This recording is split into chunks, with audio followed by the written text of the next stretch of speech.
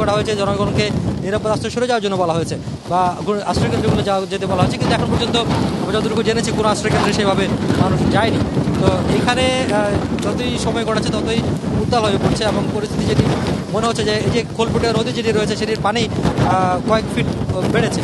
তো সাধারণ মানুষ এখানকার যারা স্থানীয় রয়েছেন তারা যদি বলছেন যে সন্ধ্যা নাগাদ সেটি ভাটা থাকবে, যদি রাত 9টার পরে যদি মূল অংশ এই অঞ্চল অতিক্রম করে তাহলে বড় ধরনের ক্ষতির আশঙ্কা রয়েছে, কারণ তখন জোয়ার হবে। যদি জোয়ার হয় তাহলে প্রায় 10 থেকে 12 ফিট পর্যন্ত জলোচ্ছ্বাসের শঙ্কা রয়েছে।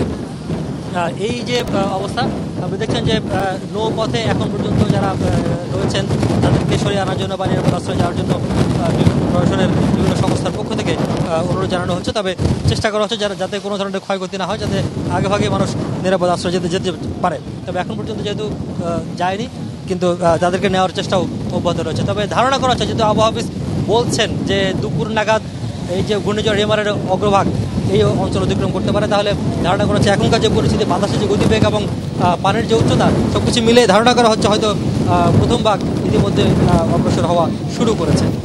রিয়াজ, ধন্যবাদ আপনাকে। আপনি নিজেও সাবধানে থাকবেন। দর্শক, এই মুহূর্তে আমরা যেতে চাই আমাদের পরবর্তী সহকর্মীর কাছে। বরগুনা থেকে যোগ দিয়েছেন সহকর্মী ফেরদৌস খান ইমন।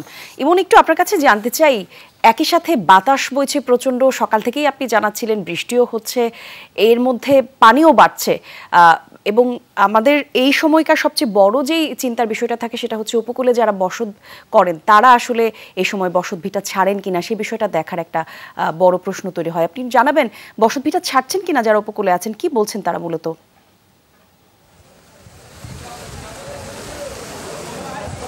হ্যাঁ কলি, মূলত ঘূর্ণিঝড় এই রেমালের প্রভাবে কিন্তু বরগুনার যে 3টি নদী বলেশ্বর, বিষখালী, পায়রা, এই